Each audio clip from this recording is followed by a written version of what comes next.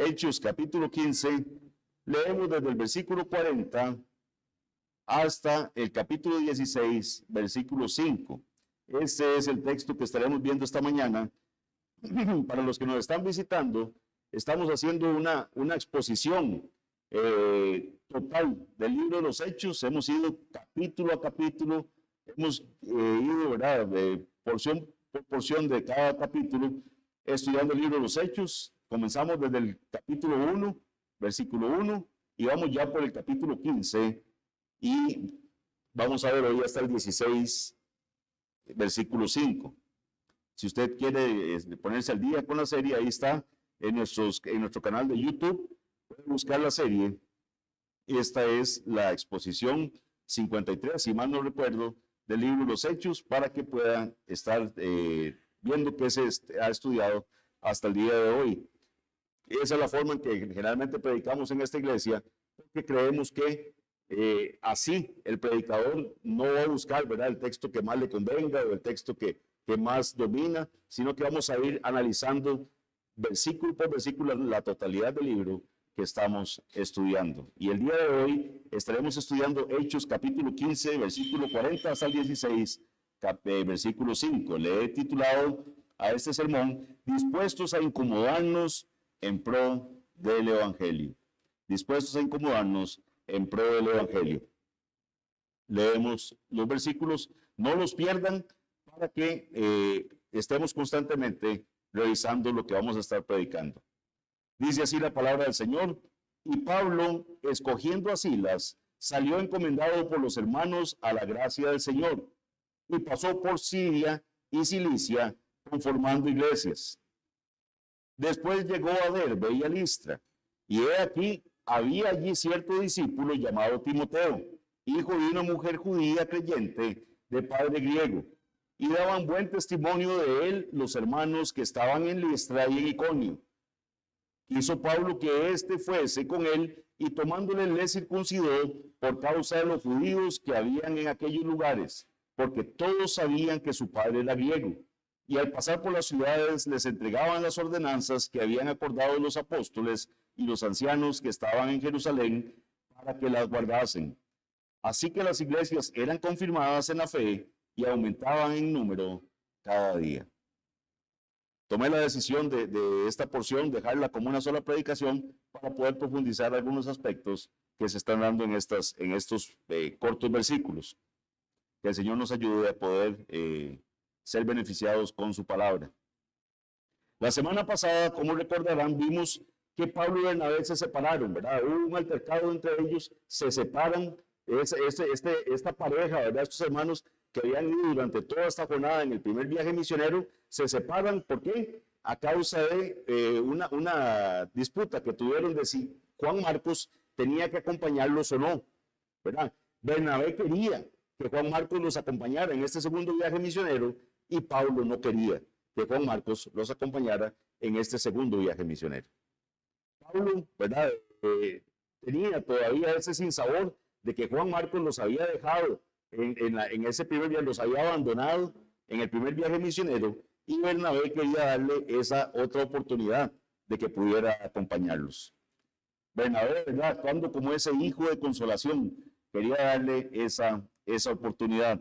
Estábamos en esa disputa, ¿verdad?, de que cuál de los dos tenía la razón, pero vimos que cada uno de ellos tenía su punto de vista de conformidad con el ministerio al cual habían sido llamados. Para Pablo, un hombre que sabía que tenía que enfrentar peligros, que tenía que enfrentar cárcel, hasta apedreamiento, ¿verdad?, enfrentó y todo, era difícil tener claro que Juan Marcos podía serle de utilidad en ese segundo viaje misionero, dado lo que había pasado en el primero.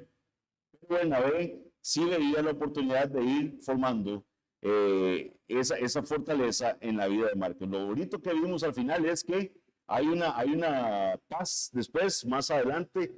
Pablo se refiere bien a Bernabé, Pablo se refiere bien a Marcos también, hace buenas referencias a él, le cuenta, ¿verdad?, como parte de su equipo más cercano. Entonces eso nos da muchísima tranquilidad. Ahí es donde retomamos la historia de hoy, ¿verdad? Se separan, Bernabé se lleva a Juan Marcos, se van a Chipre, ellos dos, mientras que Pablo se va con Silas y viaja a Siria y a Cilicia, que es lo que vimos ahorita en los versículos 40 y 41. Vamos a retomar entonces esto a partir de la lectura. Leamos nuevamente el 15:40 y el 16:1a. 15:40 hasta el 16:1a. Dice así: y Pablo, escogiendo a Silas, salió encomendado por los hermanos a la gracia del Señor. Nuevamente vemos a la iglesia de Antioquía orando por ellos, encomendándolos para la labor misionera. Salen encomendados, dice, a la gracia del Señor. Pablo y Silas, nos dice aquí. Y pasa, dice, a Siria y a Cilicia, y están confirmando a las iglesias. Veamos hasta el 1a. Después llegó a Derbe y a Listra. Entonces, hasta ahí leamos inicialmente. Pablo está visitando de nuevo algunas de las ciudades donde anteriormente había fundado iglesias con Bernabé. Después de viajar por Siria y Cilicia, va primero a Derbe y luego a Listra. Estas ciudades las mencionamos cuando vimos el capítulo 14. De hecho, recuerden que Listra es la ciudad donde apedrean a Pablo. La ciudad de Listra es donde lo apedrean, donde lo dan por muerto y lo sacan fuera de la ciudad. Él regresa a esa misma ciudad donde lo apedrearon. ¿Quién de nosotros, verdad, sería tan valiente de hacer una cosa como esa, verdad? Donde le apedrearon al punto de que lo consideraron muerto y regresó a esa ciudad. Sin embargo, volver a visitar a estas iglesias fue uno de los principales propósitos de este viaje misionero. Vean que esto es lo que nos dice Hechos 15:36. Cuando Pablo le surge, ¿verdad?, por el Señor esa iniciativa de decirle a Bernabé, vamos otra vez, él lo que le dice es, volvamos a visitar a los hermanos. Volvamos a visitar a los hermanos en todas las ciudades que hemos anunciado la palabra del Señor, para ver cómo están. Vea que lo que mueve a Pablo es esas ganas de ver cómo le está yendo a los hermanos. Tenemos una época donde no podemos escribir un WhatsApp, ¿verdad?, para decirle a los hermanos cómo me les está yendo por allá en Listra, cómo están allá en Derbe, cómo están. No. Las cartas no es que llegaban inmediatamente, daban su tiempo. Entonces Pablo le dice a Bernabé, volvamos para ver cómo le está yendo a los hermanos. Vamos a ver cómo les está yendo. Para Pablo era importante no dejar que estos nuevos creyentes se las arreglaran solos. Necesitaban a alguien que los cuidara y que viera cómo estaban. Necesitaban a alguien que los instruyera, que los capacitara para que crecieran en su fe, convirtiéndose en cristianos maduros. Aquí, mis hermanos, y eso hoy voy a actuarlo distinto a otras veces, voy a hacer una aplicación desde ya en cuanto a esta parte. Al final haré una aplicación más pequeña en cuanto al resto de la predicación, pero aquí quiero detenerme un momento para ver esta motivación de Pablo.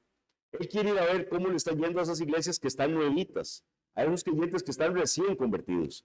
Entonces, quiero hacer una pequeña aplicación en este momento que es bastante importante para nosotros como iglesia. La iglesia ha recibido una gran comisión de ir y hacer discípulos. Esa es la gran comisión que el Señor Jesucristo le dejó a su iglesia. Este proceso de discipulado no termina cuando alguien es salvado por la gracia del Señor. Más bien ahí prácticamente, ¿verdad?, donde inicia todo. Alguien que acaba de ser salvado por el Señor es un niño espiritual, es un bebé espiritual, está apenas empezando en los caminos del Señor. Todo es completamente nuevo, necesita mucha ayuda, necesita mucha guía. Hay muchas cosas que esta persona desconoce. El Señor le ha transformado ese corazón, ese pecado que amaba, ya ahora le causa dolor y no quiere pecar para no ofender a su Señor. Pero hay muchas cosas que todavía no entiende. ¿Por qué? Porque no ha conocido y no se ha alimentado de la palabra del Señor. Y por supuesto, este es un momento muy especial, tanto para el nuevo cristiano como para la iglesia, que lo va a ayudar a crecer. Pero así como los bebés crecen, también lo hacen los niños espirituales. Siguiendo el patrón de un niño, imagínense qué hacen los niños. Empiezan a hacer todo tipo de preguntas. Alguien nos mencionaba ahora, ¿verdad? En la escuela dominical, la edad más o menos, cuando empiezan a hacer ciertos comportamientos. Y también está la edad cuando empiezan las preguntas, ¿verdad? Que todo es por qué y por qué, ¿verdad? Así es el niño espiritual también. Va a empezar a explorar y a preguntarse muchas cosas de los caminos del Señor. Tienen hambre de aprender. Están como niños, ¿verdad? Deseosos de esa leche espiritual. Así es el niño espiritual. Empiezan a hacer sus propios devocionales, inclusive, ¿verdad? Ya el nuevo creyente empieza a revisar la palabra del Señor, a hacer devocionales, a leerla, aprendiendo a alimentarse por sí mismos, lo cual eso es maravilloso y es muy necesario.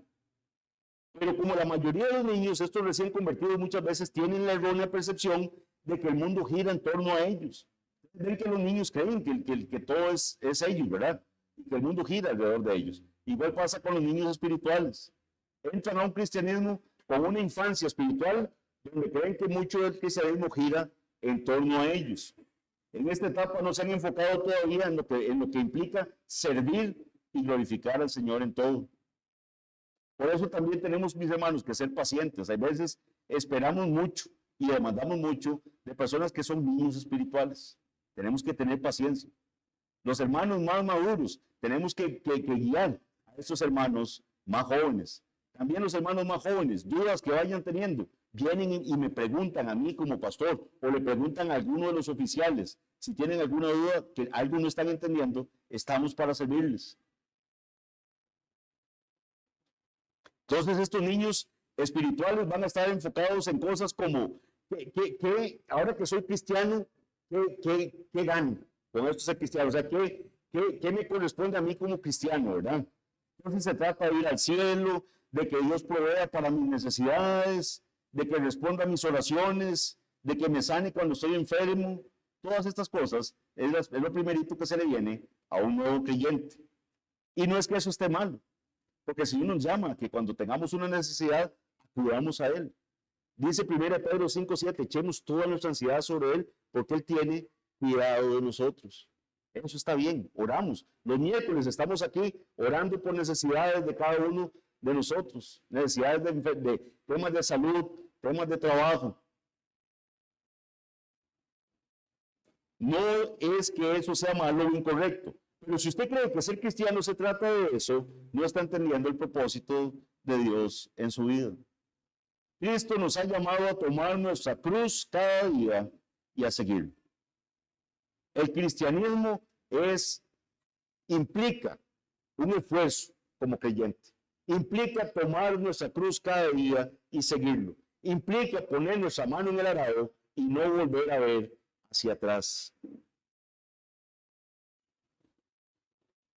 Implica seguir a Cristo entendiendo el costo que eso va a tener.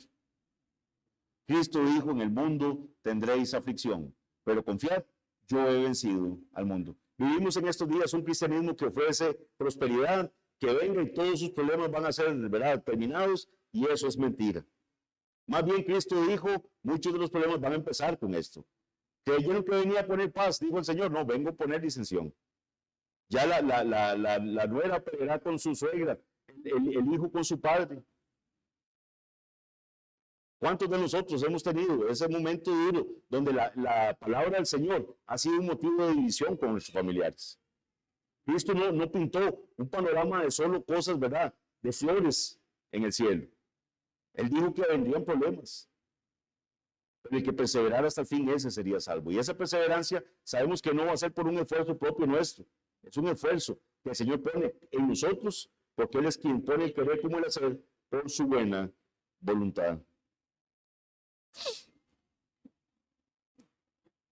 Cristo nos ha llamado a tomar nuestra cruz cada día y seguirlo, no a quedarnos sentados, disfrutar de la vida y esperar que Dios nos dé salud, riqueza y comodidad. Lamentablemente aquí es donde muchos de la iglesia se estancan. No superan este punto de ser niños espirituales. No se esfuerzan para que sus vidas giren en torno al servicio del reino de Dios. En cambio se mantienen cómodos en sus rutinas de ir a la iglesia cuando pueden o incluso hacer sus propios devocionales si eso los mantiene tranquilos. Pero todo sigue girando en torno a ellos. En la gran comisión Jesús nos manda, vayan y hagan discípulos a todas las naciones, bautícenlos en el nombre del Padre, y del Hijo y del Espíritu Santo, y luego como iglesia tenemos que enseñarles a estos nuevos discípulos a obedecer la palabra del Señor. Aquí también quiero hacer una aclaración. Esta gran comisión se la da el Señor a su iglesia. No es que yo, ya soy mira, yo tengo que ir a todas las naciones y hacer discípulos, y entonces yo recibí mi llamado individual, voy a bautizarlos en el nombre del Padre, del Hijo y del Espíritu Santo. No, es la iglesia del Señor. La iglesia del Señor es la que cumple esa gran comisión de ir, predicar el Evangelio, hacer discípulos, bautizándolos en el nombre del Padre, del Hijo y del Espíritu Santo, y enseñarles. Esto que estamos haciendo aquí es enseñar la palabra del Señor a los discípulos que estamos haciendo, discípulos de Cristo.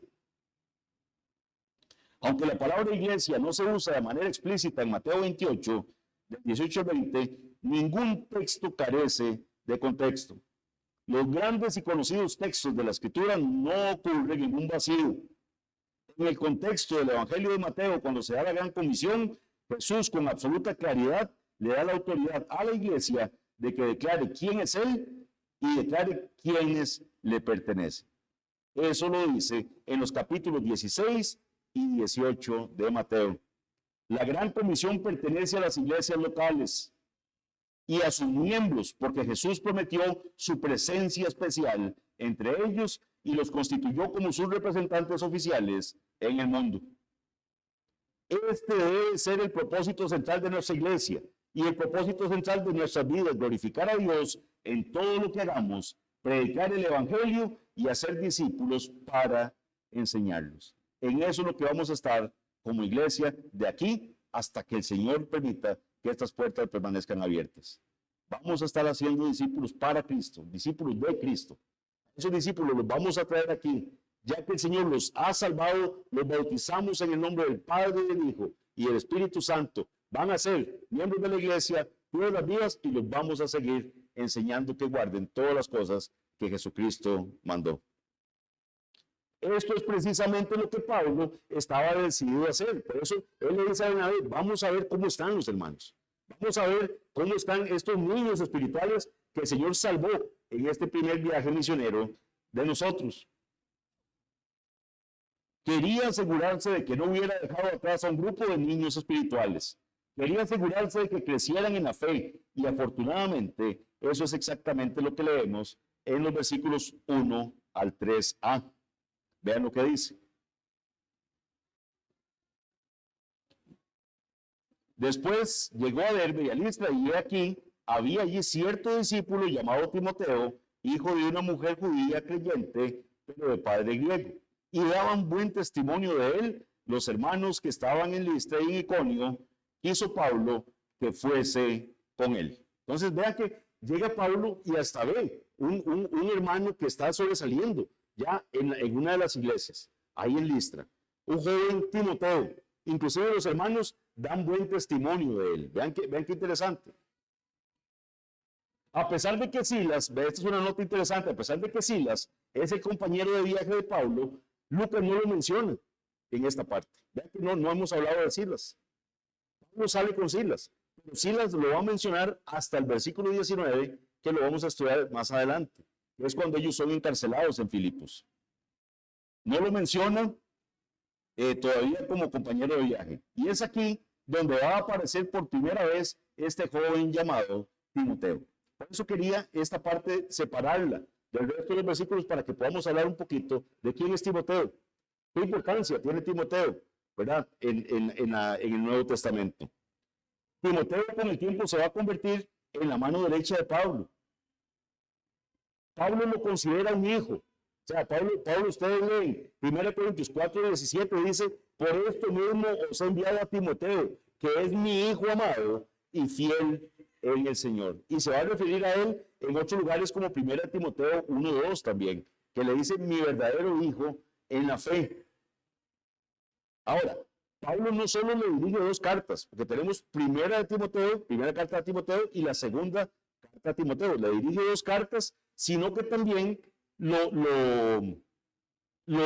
constituye como corremitente de 6 de las cartas que Pablo escribe. O sea, como si fuera un coenviador de esas cartas que Pablo está mandando. No tengo tiempo de leerles todos los versículos, pero para que apunten, está en 2 Corintios 1:1, en Filipenses 1:1. Por ejemplo, vean Filipenses 1:1 lo que dice: Pablo y Timoteo, siervos de Jesucristo, a todos los santos en Cristo Jesús que están en Filipos, con los obispos y diáconos. Entonces, ¿a quiénes está mandando la carta? Pablo y Timoteo. ¿Ven? Entonces, y dice que se las mandan a todos los hermanos que están, a los santos, que están en Filipos, a la iglesia local de Filipos, y dice que están ahí con quienes, con los obispos, que son los ancianos, y con los diáconos. Ahí están los dos oficios que la Biblia nos dice que son los oficios que están vigentes al día de hoy. Los ancianos y los diáconos, los obispos y los diáconos. Entonces, Pablo y Timoteo le mandan esa carta a la iglesia en Filipos. Colosenses 1:1, 1 Tesalonicenses 1:1. Bueno, vean qué interesante, en 1 Tesalonicenses 1:1 dice Pablo, Silvano y Timoteo, ¿verdad? Silvano es Silas, ¿verdad? Pablo, Silvano y Timoteo. A la iglesia de los tesalonicenses, en Dios Padre y en el Señor Jesucristo, gracia y paz sean a vosotros de Dios, nuestro Padre y del Señor Jesucristo. Segunda Tesalonicenses 1:1 también. Filemón 1.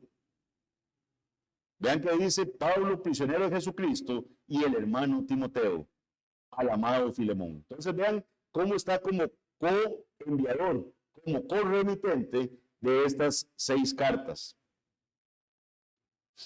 Él lo consideraba un colaborador, así lo consideraba Pablo a Timoteo. Eso está en Romanos 16, en 1 Corintios 16.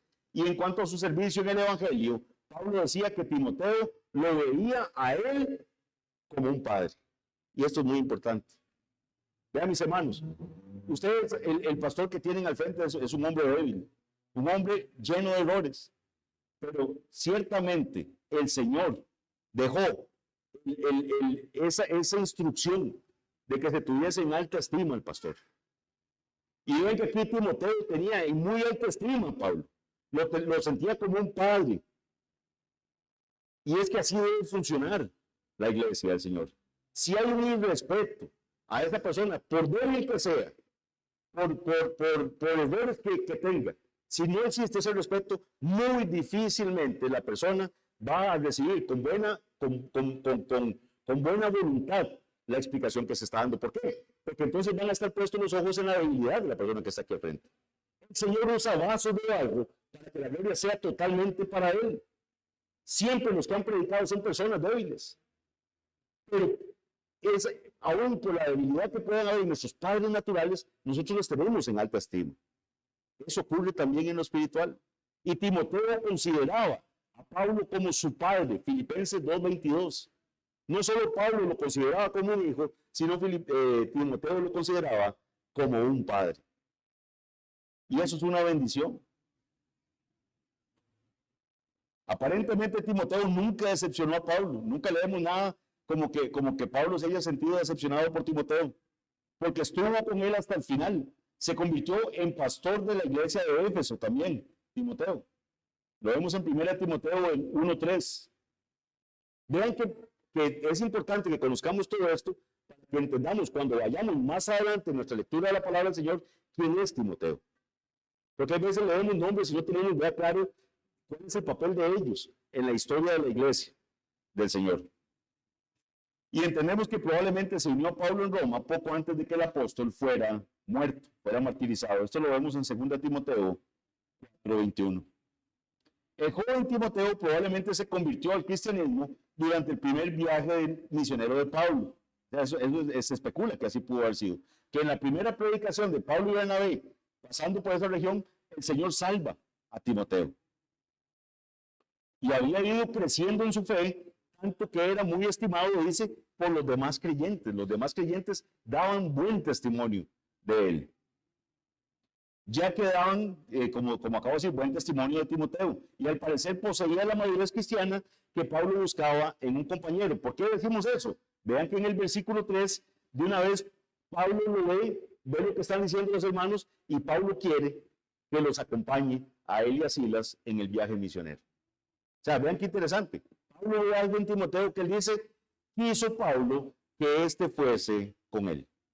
Pablo dice que Timoteo vaya con nosotros, a la inversa de lo que pasó con Marcos. O sea, Pablo, Marcos no nos acompaña. Se produce la separación con Bernabé. Ahora está con Silas y le dice que Timoteo nos acompañe en este viaje. Lucas añadió a los cristianos de Listra e Iconio como los que hablaban bien de Timoteo. Eso es lo que dice Lucas. Pero no menciona nada de los cristianos de Derbe.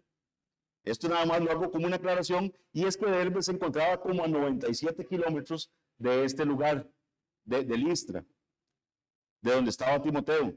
Listra estaba solo a 32 kilómetros de Iconio. Entonces la relación entre las iglesias de Iconio y Listra probablemente era mayor que lo que se podía tener con la iglesia de Derbe.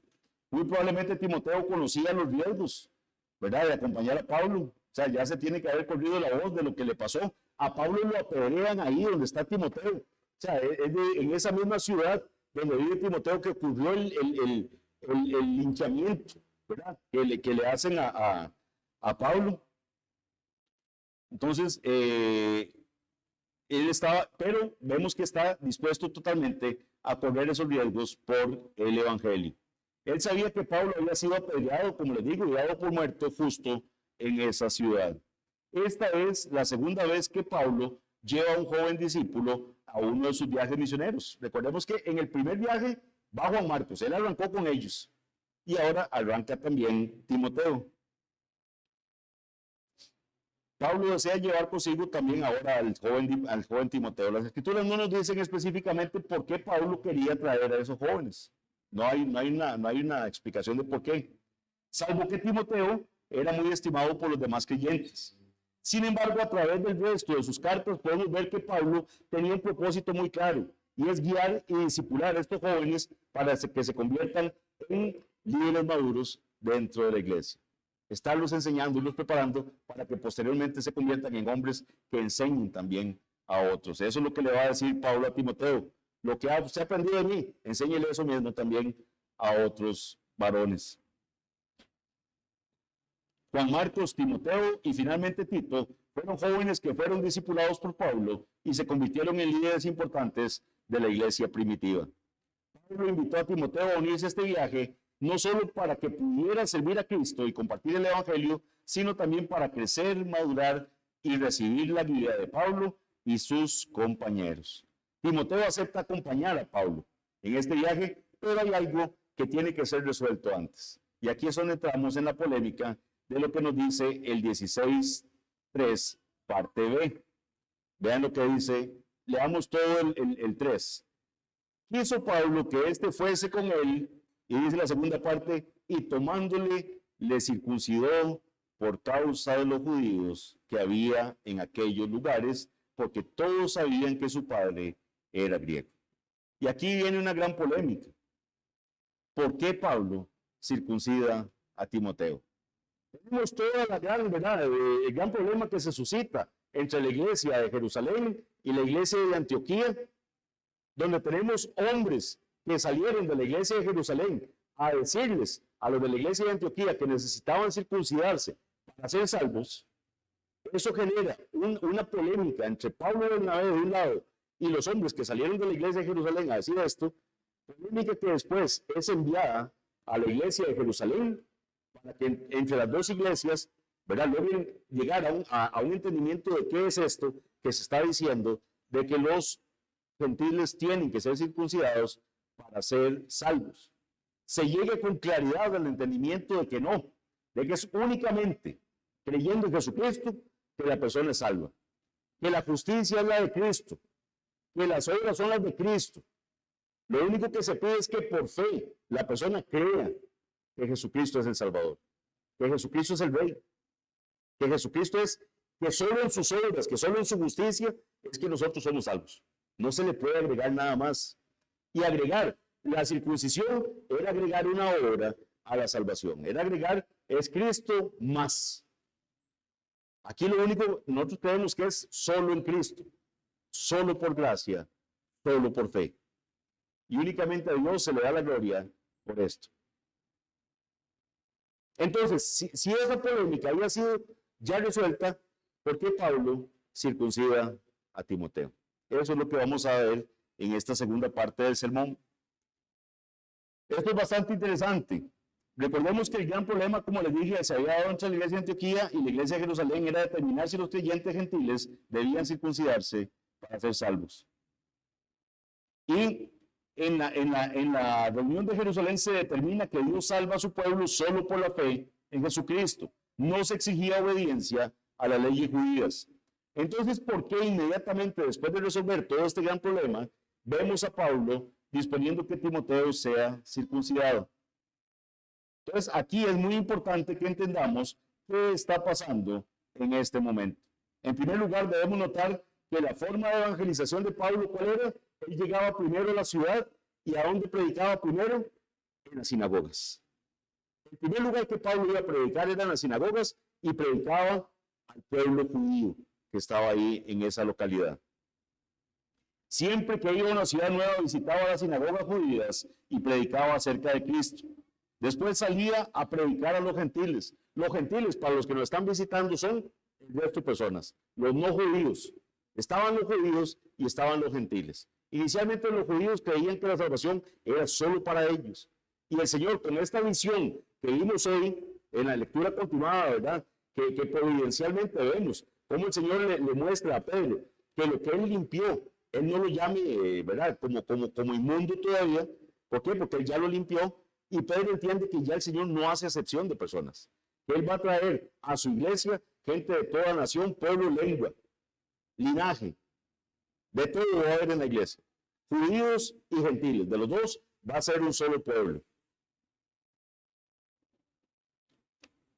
Después salía a predicar a los gentiles.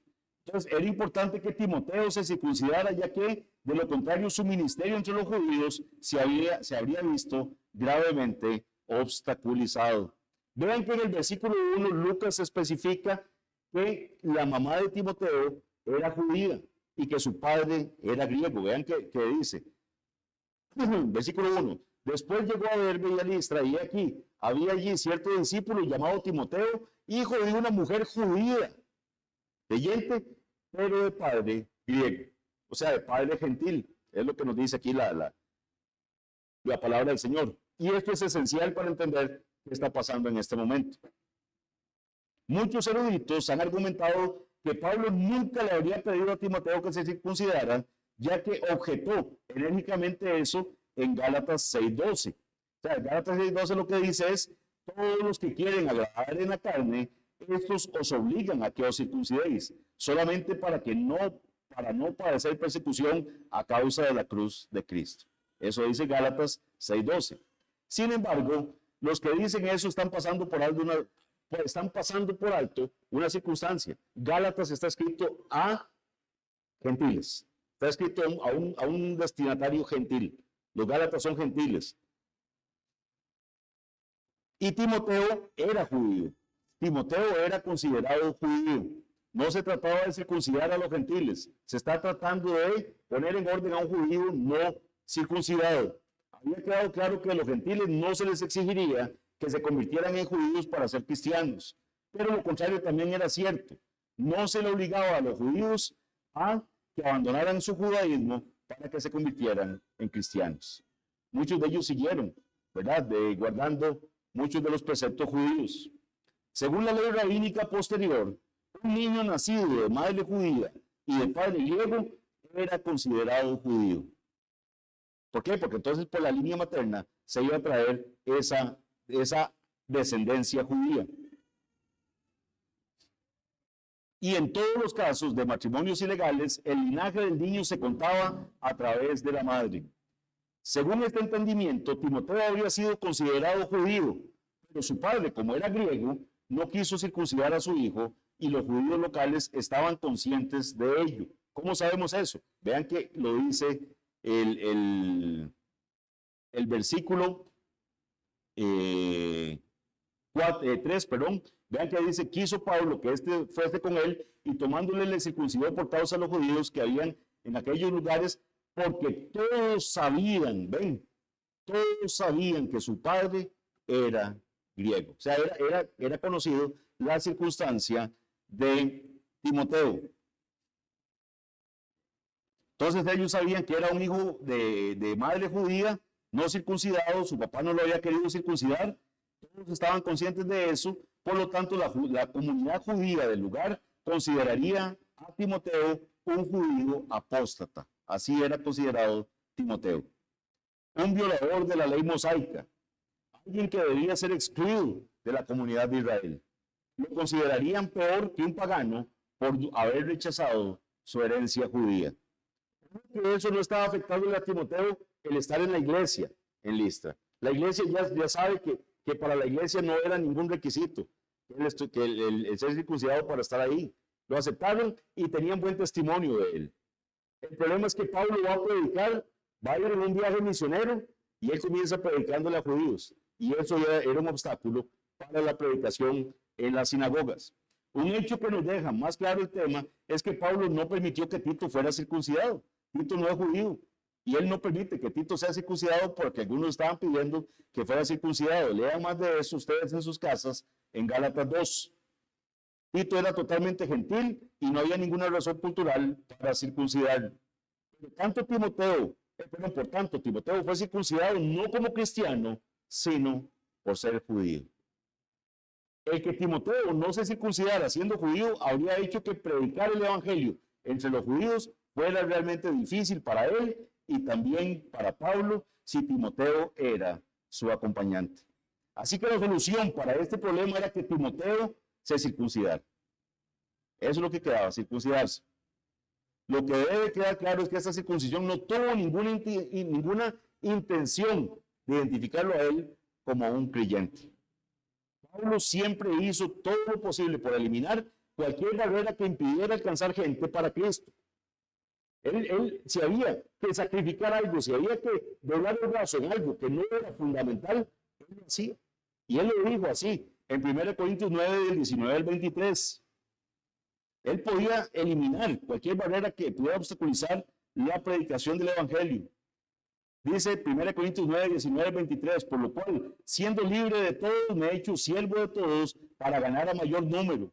Me he hecho a los judíos como judío para ganar a los judíos, a los que están sujetos a la ley, aunque yo no esté sujeto a la ley, como sujeto a la ley, para ganar a los que están sujetos a la ley.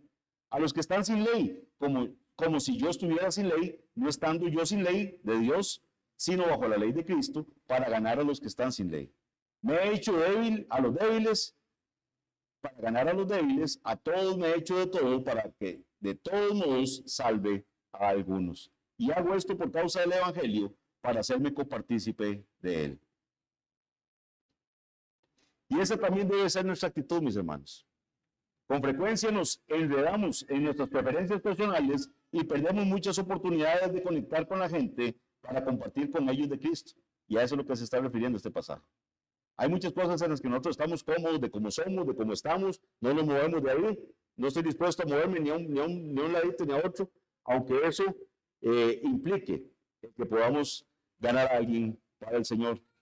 Hay fundamentos de la fe de las que no puede haber desviación. Aquí no estamos hablando de que entonces yo, ¿verdad?, me caigo en una herejía para ganar a los que están en esa herejía. No, eso no es lo que está diciendo acá.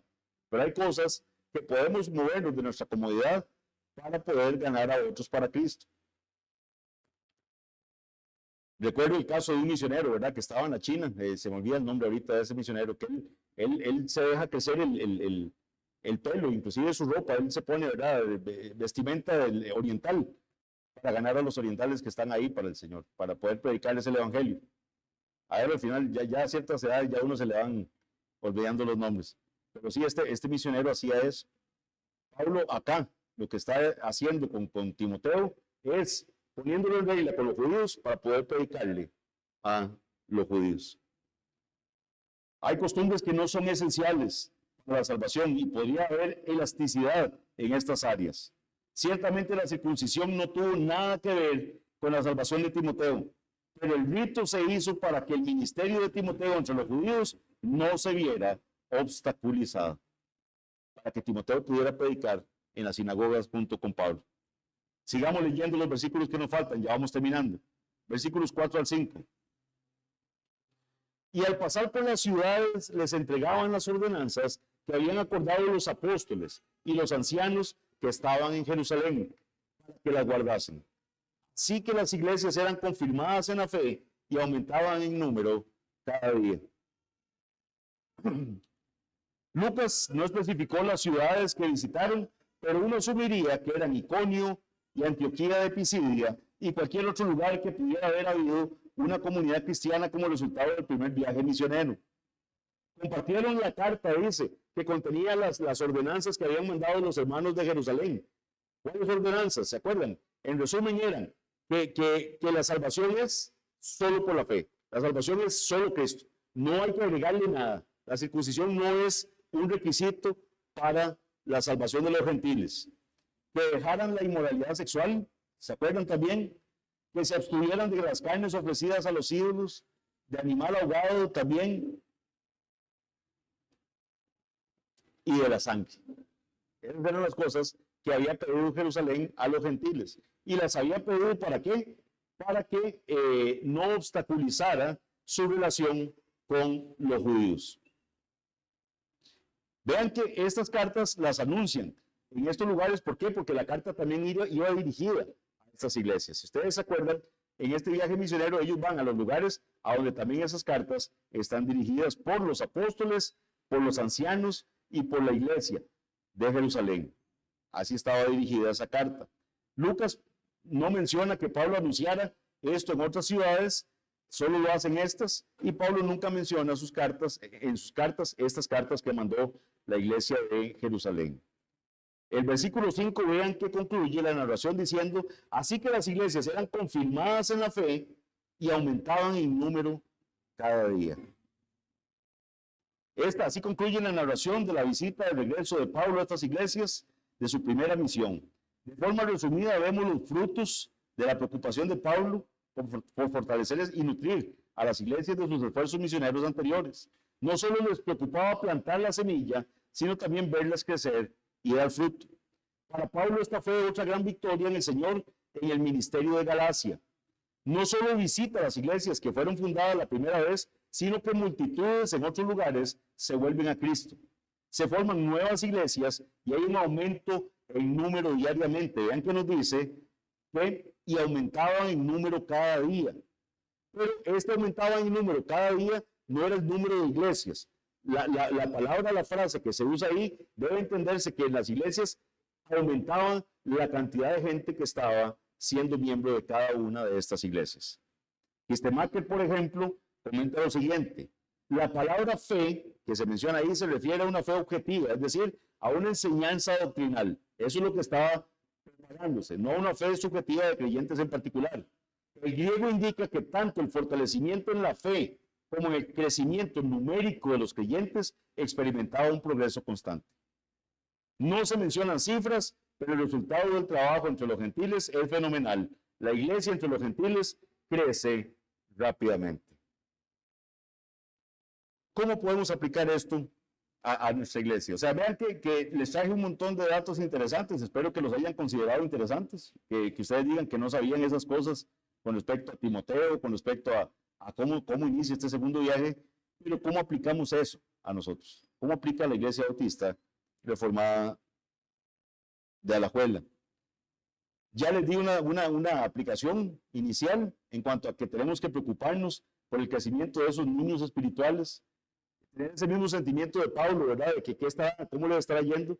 Entonces, igual nosotros tenemos que preocuparnos por nuestros niños espirituales.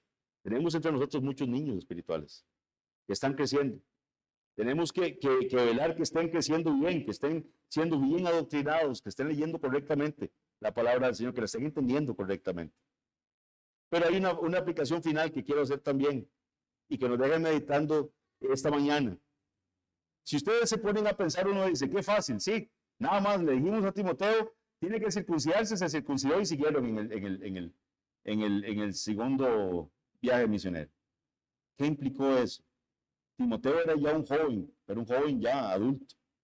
No era un niño de 8 días, ¿verdad? Como pasaba era un joven ya adulto. En los días que se desarrollaron los hechos que estamos estudiando hoy, no había anestésicos. No había anestésicos. Por lo cual la circuncisión era una intervención dolorosa para los adultos. Si ustedes recuerdan la forma de vengar el deshonor de la violación de la hermana de los hijos de Jacob, ¿cuál fue? Ellos les dijeron, tienen que circuncidarse, ¿verdad? Y todos estaban ahí guardando el dolor, ¿verdad? De la circuncisión y se aprovecharon y los mataron en ese momento. Quedaron bastante afectados después de la circuncisión. Era una intervención dolorosa. Esta era probablemente una de las razones por las que muchos gentiles preferían quedarse como temerosos de Dios. ¿Verdad? Entonces, Cornelio era un temeroso de Dios. ¿Se acuerdan quiénes eran los temerosos de Dios? Eran gentiles que gustaban de la ley judía, entendían los preceptos judíos como buenos, pero no querían guardar los preceptos alimenticios y no querían circuncidarse. O sea, eran temerosos de Dios y temerosos también de la circuncisión. Entonces, no querían circuncidarse. No obstante, para que Timoteo pudiera predicar entre los judíos, accedió a someterse al dolor de esa experiencia. Para los que no están entendiendo, la circuncisión es retirar el prepucio del miembro masculino. Un pellejito que está en la parte superior del miembro masculino. Se corta, se le quita. Puede que los que deseamos servir al Señor tengamos que asumir deliberadamente ciertas cosas que nos puedan causar dolor, o que nos puedan causar incomodidad, pero que pueden resultar en beneficio del ministerio. 1 Corintios 9:1 dice Pablo que él asumió muchas dificultades, aunque era libre de vivir como él quería. Nada lo obligaba a asumir esas incomodidades, pero Pablo dijo, yo las asumo por el ministerio. En el 9:12 de 1 Corintios él dice, hablando de su legítimo derecho a recibir apoyo financiero, o sea, Pablo dice, yo tengo derecho a que a mí me sostengan las iglesias, tengo derecho a que me paguen un salario por esto que hago. El apóstol escribe, pero no hemos usado este derecho, sino que lo soportamos todo, no por no poner ningún obstáculo al evangelio de Cristo. Así lo dijo él. En el 9:19, Pablo expresa su pasión por el evangelio como sigue: siendo libre de todos, me he hecho siervo de todos para ganar a mayor número. Y vean cómo dice el versículo 23 en la versión de la Nueva Versión Internacional: todo esto lo hago por causa del evangelio, para participar de sus frutos. Entonces, mis hermanos, lo que yo quiero que reflexionemos esta mañana, después de esta exhortación y esto que hemos aprendido juntos de la palabra del Señor, de que nuestra misión es ir, predicar el evangelio, darle la buena noticia a este mundo. ¿Cuál es la buena noticia? De que en Jesucristo hay salvación. Previo a decirle la mala noticia, de que si no es en Jesucristo no hay forma de que usted se presente ante Dios como una persona justa. No hay forma que usted diga, yo paso el examen. Si usted me aplica el checklist, yo soy una buena persona y yo voy a ir al cielo. Porque no hay forma que usted pueda presentarse ante un Dios 3 veces santo y diga, mis justicias son suficientes, por cuanto todos hemos pecado y estamos destituidos de la gloria de Dios. La buena noticia es que en Jesucristo hay salvación. La buena noticia es que sus justicias sí son suficientes, de que Él sí vivió una vida limpia, una vida sin pecado, una vida en total obediencia a la ley del Señor que ni usted ni yo podemos vivir. Y Él sí la vivió. Y esa vida justa nos aplica a nosotros, esa justicia nos aplica. Nos es imputada a nosotros.